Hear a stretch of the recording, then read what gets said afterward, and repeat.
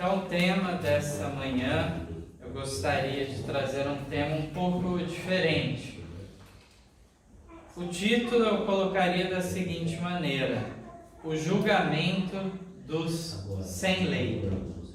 Essa é uma classe, muitas vezes, que nós esquecemos de falar, e está em Romanos, o texto base para isso, no capítulo 2, a partir do verso 11.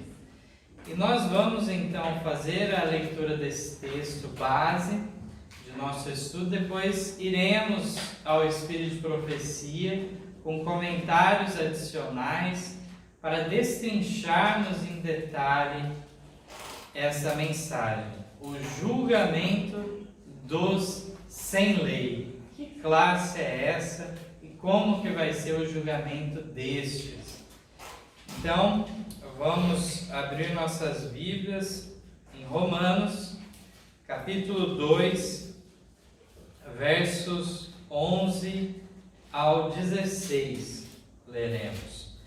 Então, no verso 11 é declarado o seguinte: porque para com Deus não há acepção de pessoas. Esse é um primeiro ponto importante. Deus não é injusto, Ele não tem uma predileção por alguns e, por outro lado, com outros Ele age com severidade e com alguns com misericórdia. É o mesmo padrão para todo ser humano. Verso 12: porque todos os que sem lei pecaram, sem lei também perecerão, e todos os que sobre a lei pecaram, pela lei serão julgados. Então aqui, quando nós lemos essa descrição dessa classe de pessoas sem lei, é aqueles que não conhecem então o quê? A lei escrita de Deus. A lei, então, dos 10 mandamentos, ou então a vontade expressa de Deus em toda a Bíblia Sagrada, a lei e os profetas, a lei e os testemunhos. E aqui diz que esses, então, sem lei também perecerão. Mas vamos ver mais detalhes sobre esse ponto. Então, simplesmente há a destruição, o perecer desses ou não? Fala então, por outro lado, da classe que conhece a lei, e eles pecam, e eles serão julgados de acordo com essa lei escrita que eles conhecem, serão condenados. Verso 13: porque os que ouvem a lei não são justos diante de Deus, mas os que praticam a lei hão de ser justificados. Então, não basta ter o conhecimento teórico de uma verdade. Isso não traz mudança em nossa vida se nós não colocarmos da teoria para a prática. E é isso que é apresentado, então, aqui. Muitos têm o conhecimento, já ouviram, estão cientes, mas esses só serão justificados se praticarem de acordo com a lei. Verso 14: porque quando os gentios que não têm lei fazem naturalmente as coisas que são da lei, não tendo eles lei, para si mesmos são lei. Então aqui é um jogo de palavras que é trazido nesse verso. Então é descrito que justamente os gentios, uma classe de não-judeus, eram aqueles que não teriam conhecimento da lei escrita, mas que eles, naturalmente, por natureza, sabem o que é o certo e o errado. De que maneira é isso? Nós vamos ver na continuação que é a própria atuação do Espírito Santo na pessoa. E aí o que ocorre? A pessoa, ela não precisa ter visto nenhuma vez a Bíblia, lido os 10 mandamentos para saber que matar o seu próximo é errado. Porque ela quer que o outro faça o mesmo com ela? Não. Essa é a regra áurea que é apresentada por Jesus, Você só vai fazer para o seu próximo aquilo que você acha bom também para você, por outro lado, Deve ter a mesma régua para ambos. Então, matar, furtar, e assim por diante, são coisas então óbvias de serem erradas. O verso 15, os quais mostram a obra da lei escrita em seus corações, testificando juntamente a sua consciência e os seus pensamentos, quer acusando-os, quer defendendo-os. Verso 16, no dia em que Deus há de julgar o segredo dos homens por Jesus Cristo, segundo o meu Evangelho. Então nós vemos que essa classe, ela tem no coração implantada a lei. De que maneira? Através da consciência. Quem que atinge, age através da consciência? É a pessoa divina do Espírito Santo. Ele que faz esse trabalho. E aí a própria consciência da pessoa, não precisa outro falar, ela não precisa ler algo, ela fez um dano para o seu próximo, o que ocorre? A consciência acusa.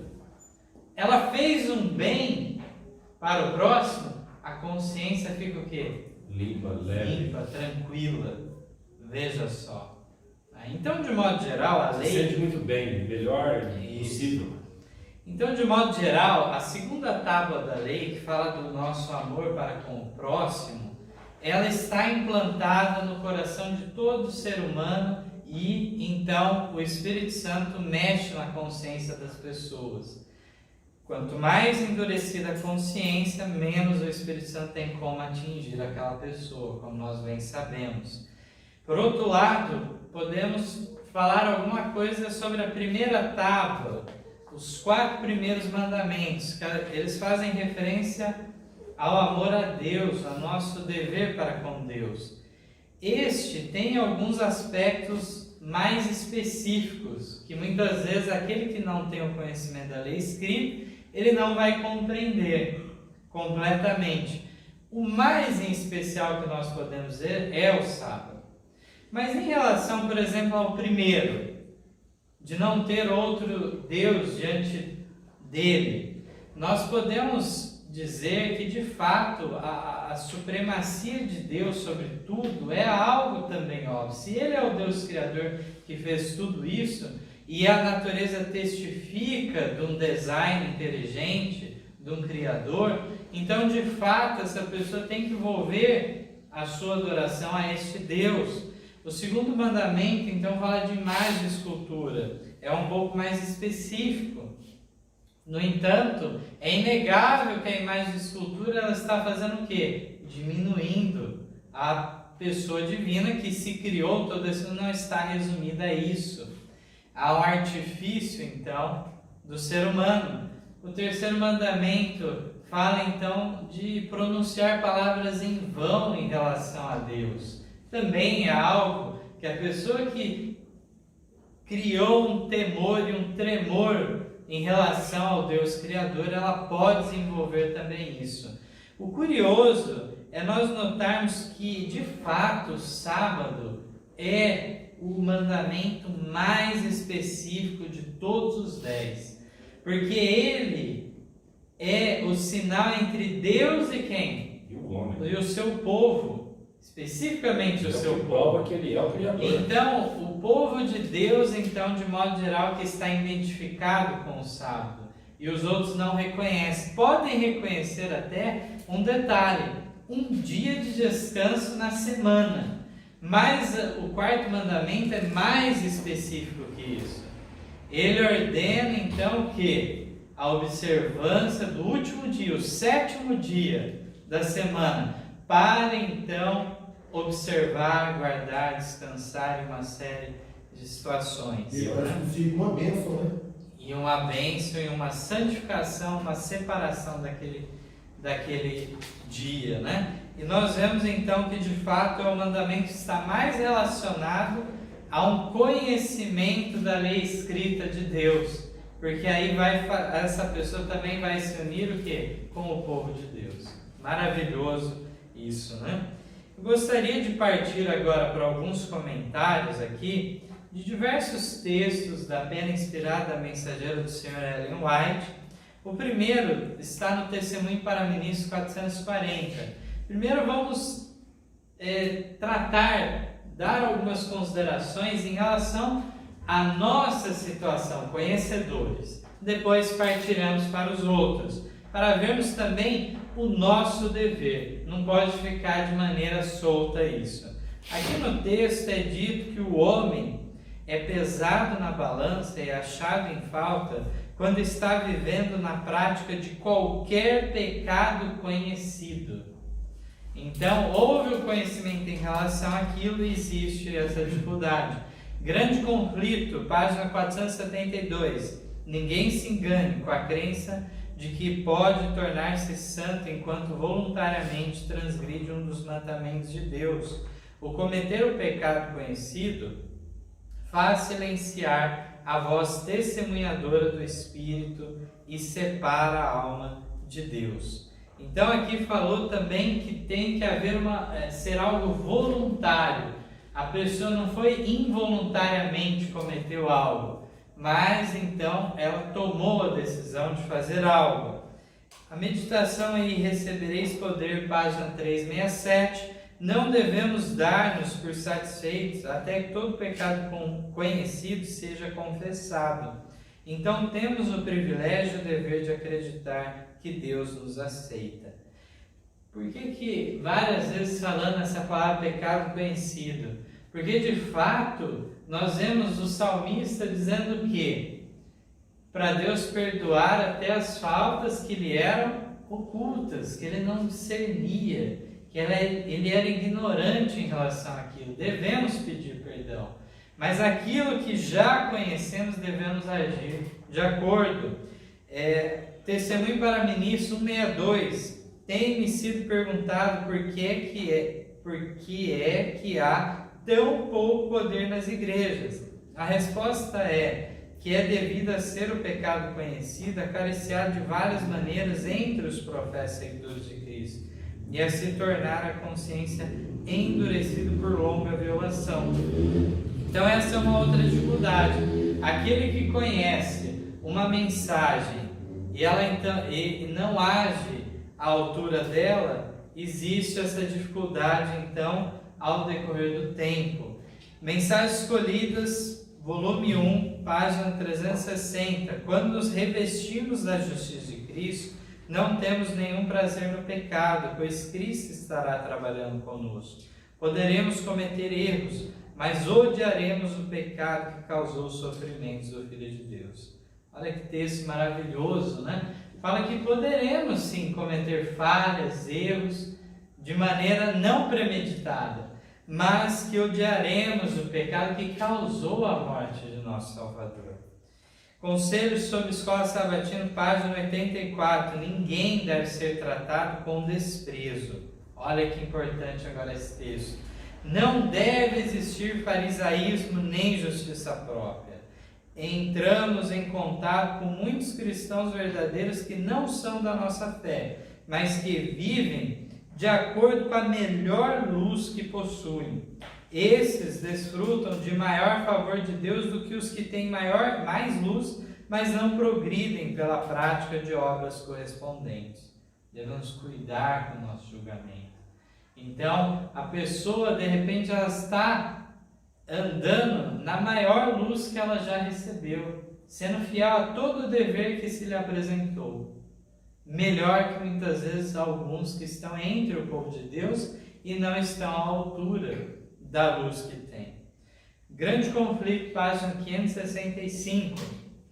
É certo que há verdadeiros cristãos na comunhão católico-romana.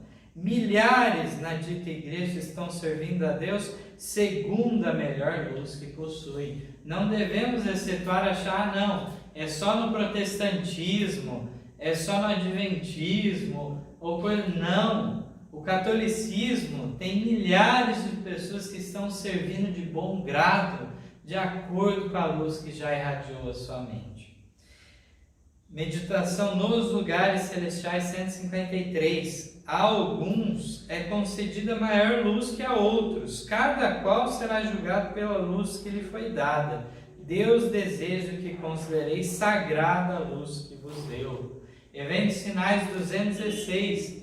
Muitos que não tiveram os privilégios que nós tivemos entrarão no céu antes dos que tiveram grande luz, mas não andaram nela. Muitos viveram de acordo com a melhor luz que tiverem e serão julgados em conformidade com isso. Os textos são claros.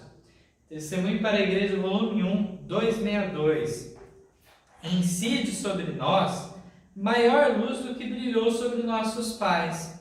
Não podemos ser aceitos ou honrados por Deus prestando o mesmo serviço ou fazendo as mesmas obras que nossos pais.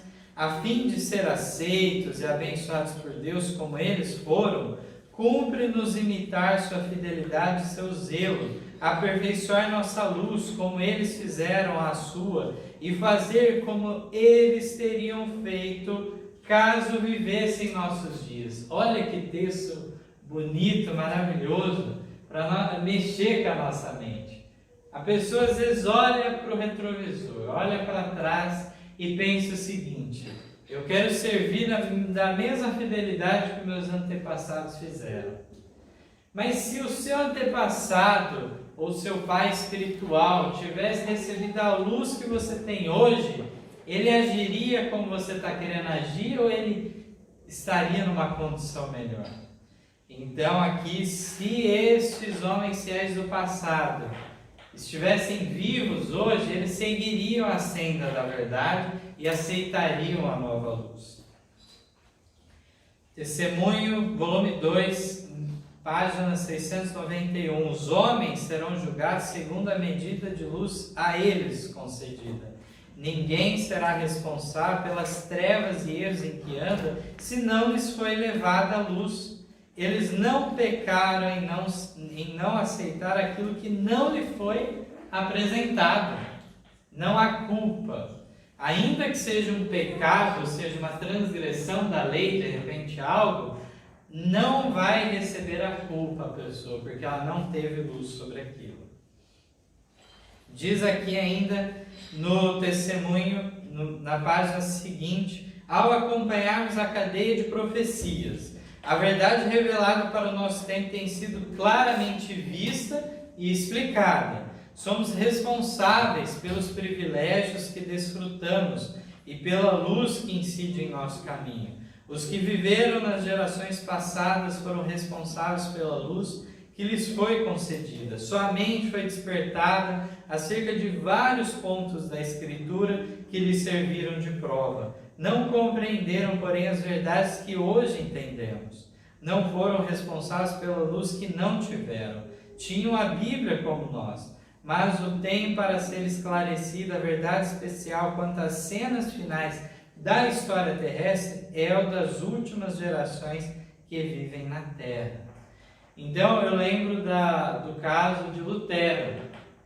Ellen White comentando como que ele avançou em alguns pontos, como a justificação pela fé, que foi a grande redescoberta, né, que eles tiveram no século XVI, naquela reforma protestante. No entanto, Ellen White fala que as trevas eram tão grandes naquele período da Idade Média, que se de repente surgisse o sol do meio-dia sobre eles, eles suportariam? Ficaria cego, fecharia os olhos para aquilo, seria muito forte. Então a luz veio progressiva, de maneira que eles conseguissem assimilar aquilo. Na página seguinte, diz ainda: verdades especiais foram adaptadas às condições das gerações à medida que existiram. A verdade presente, que é uma prova para o povo dessa geração, não era prova para as gerações que longe ficaram. Caso a luz que hoje brilha sobre nós relativamente ao sábado do quarto mandamento houvesse dada às gerações do passado, Deus os teria considerado responsáveis por essa luz. Mas já era tudo profetizado. Então nós vemos que as profecias falavam que no final dos tempos haveria aqueles que seriam reparadores das brechas, aqueles que restaurariam as veredas antigas. E isso então nós já alcançamos esse tempo, estamos vivendo a essa altura de luz. Comentário Bíblico, volume 5, página 1145, diz que os indivíduos não serão julgados pela luz que nunca tiveram, mas aqueles que guardaram o domingo, cuja atenção foi chamada para esse erro, mas não quiseram abrir os olhos para contemplar as maravilhas da lei, serão julgados de acordo com a luz que chegou até eles. Então, quando nós falamos de uma antepassada pessoa que morreu fiel e guardando o domingo, nada impede que aquela pessoa morreu de que maneira? Salva. Mas se hoje, aqui fala o texto, veio a mensagem do sábado do sétimo dia, somos responsáveis agora de aceitá-la para então sermos fiéis, sermos salvos. Eventos Sinais, página 217, foi-nos concedida grande luz a respeito da lei de Deus. Esta lei é o padrão do caráter, requer-se agora que o homem viva de acordo com ela e seremos julgados por essa lei no último grande dia. Nesse dia os homens serão tratados segundo a luz que receberam. Diz ainda que todos terão de esperar pelo tempo designado, até que as advertências tenham ido a todas as partes do mundo, até que suficiente luz e evidências tenham sido dadas a cada pessoa. Alguns terão menos luz do que outros, mas cada um será julgado de acordo com a luz recebida. Então, nós sabemos que estamos avançando no tempo, que vai chegar um momento que vai haver um derramamento sem medida do Espírito Santo, e toda a terra se iluminará com o conhecimento de Deus. A essa altura, toda pessoa que estiver viva, ela será levada a uma decisão: infidelidade a Deus ou infidelidade aos homens. Mas até que chegue esse tempo da luz invadir todos os lugares, atingir todas as pessoas, sabemos que pessoas vão morrendo agora e elas serão julgadas de acordo com a luz que sobreveio a elas. Por isso, devemos ter muita cautela em relação a julgar o próximo, em relação a isso. Obreiros Evangelhos, página 162, tem um texto também muito maravilhoso. O tema de nossa mensagem não é somente os mandamentos de Deus, mas a fé de Jesus. Uma brilhante luz resplandece em nossa estrada hoje e induz a maior fé em Jesus. Devemos receber cada raio de luz e nele andar, a fim de que se não torne nossa condenação no juízo. Nossos deveres e obrigações se tornam mais importantes ao obtermos visão mais nítida da verdade. A luz manifesta e condena os erros que se ocultavam nas trevas. Ela manifesta o erro e condena o erro que estava oculto nas trevas. E ao chegar à luz, a vida e o caráter dos homens devem mudar correspondentemente para com ela se harmonizarem. Pecados que eram outrora cometidos por ignorância, devido à cegueira do Espírito, já não podem continuar a merecer condescendência sem que se incorra em culpa. À medida que se concede maior luz, os homens se devem reformar, elevar e refinar por ela, ou ficarão mais perversos e obstinados do que antes dela lhes vir. Aqui mostra que há aqueles pecados que antes eram cometidos por ignorância, devido à cegueira do Espírito, e que agora não podem continuar, mas que deve haver o quê? Um abandono disso, senão incorrerão sim em culpabilização da parte de Deus. Eventos Finais, na 217, diz que os que tiveram grandes luz e a desprezar encontram-se em pior situação do que aqueles a quem não foram concedidas tantas vantagens. Eles exaltam a si mesmos, mas não ao Senhor. A punição imposta aos seres humanos será em todos os casos proporcional à desonra que eles causaram a Deus.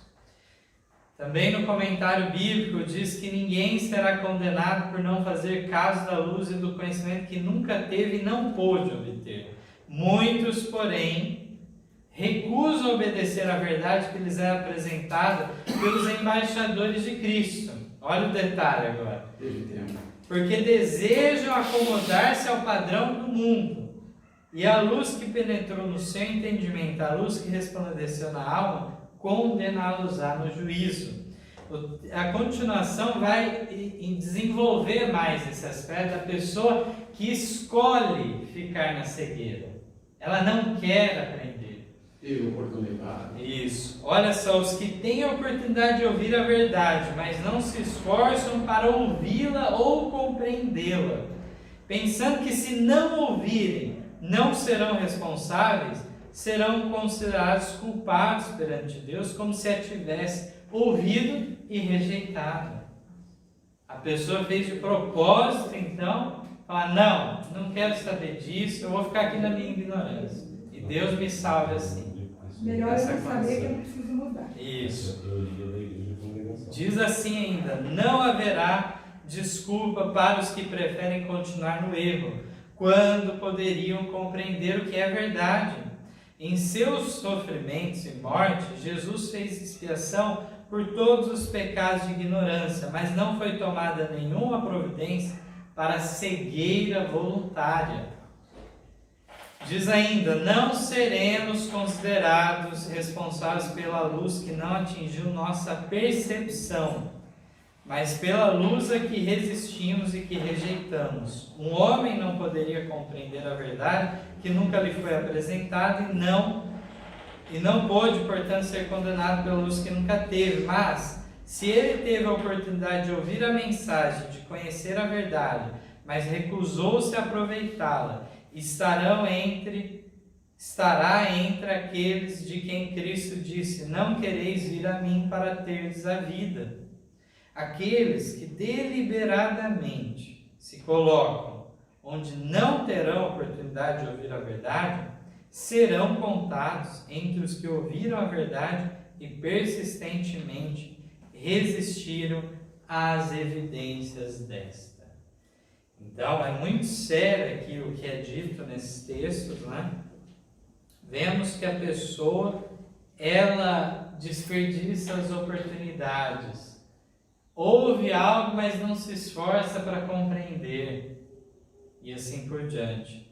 É claro que, por outro lado, existe um aspecto que aí não nos compete entrar na intimidade da pessoa, que é o seguinte: tem casos que a pessoa, de repente, ouviu pregações sobre o assunto, mas isso não atingiu a mente.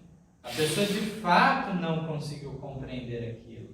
E ela, então, não será julgada por aquilo.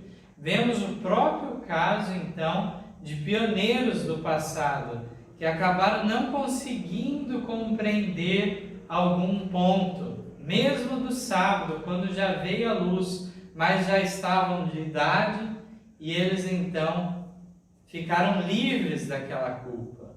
O próprio Guilherme Bíblia. Isso é um exemplo desta realidade que nós estamos falando, né? No Parábola de Jesus, na página 385, tem um texto muito lindo que os irmãos vão acompanhar. Onde quer que haja um impulso de amor e simpatia, onde quer que o coração se comova para abençoar e amparar os outros, é revelada a operação do Santo Espírito de Deus. Em todo ato de amor, de simpatia e de bondade, é o agir de Deus em nós. Nas profundezas do paganismo, os homens não tiveram conhecimento da lei escrita de Deus. É o que nós lemos lá em Romanos. Que nunca ouviram o nome de Cristo. Olha só que texto pesado. Não conheceram a lei escrita de Deus e nem sequer o nome de Cristo. Fala de pessoas nas profundezas do paganismo. Olha o que vai ser dito agora. Têm sido bondosos com seus servos, os servos de Deus, protegendo-os com o risco da própria vida. Seus atos mostram a operação de um poder divino. O Espírito Santo implantou a graça de Cristo no coração do selvagem, despertando nele a simpatia contrária à sua natureza e à sua educação. A luz verdadeira que alumia todo homem que vem ao mundo, João 1,9, está-lhe brilhando na alma, e esta luz, se atendida, lhe guiará os pés para o reino de Deus. Então, a pessoa que nunca ouviu de Cristo nada disso, mas há bondade nela, e se tiver um missionário neste país, ele vai ser o quê? Auxiliado por essa pessoa, até mesmo com o próprio risco da vida, porque a bondade habita neste. Que texto lindo, né? Raabe aí. Raabe é um exemplo, né? E tantos outros na história. As histórias que nós vemos, né, de missionários que entraram na Índia, na China, em determinados locais isolados do globo, nós vemos como que a providência de Deus agiu em favor deles, né? E agora um texto final está no Desejar de Todas as Nações, na página 638. Um texto maravilhoso também, em que faz referência àquela cena de julgamento final, em que Cristo fala que haverá uma separação, uns ficarão à esquerda, outros à direita, e mostra como a bondade, o amor demonstrado será determinante naquele julgamento final.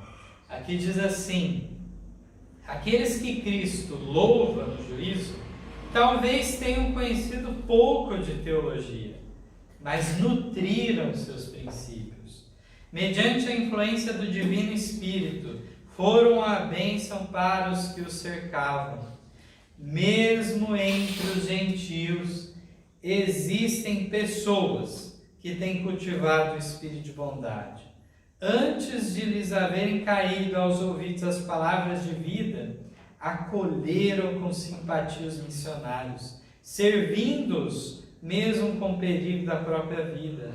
Há entre os gentios almas que servem a Deus ignorantemente, a quem a luz nunca foi levada por instrumentos humanos, todavia não perecerão. Conquanto ignorantes da lei escrita de Deus, ouviram sua voz a falar-lhes por meio da natureza, e fizeram aquilo que a lei requeria. Suas obras testificam, o Espírito Santo lhes tocou o coração, e são reconhecidos como filhos de Deus. Maravilhosa mensagem que nos mostra a total justiça e misericórdia que Deus tem para cada ser humano que vem a este mundo. É um equilíbrio perfeito. Nenhum de nós seria capaz de fazer esse julgamento. Graças a Deus, está na mão dele. Ele, podemos ter confiança, fará um julgamento correto.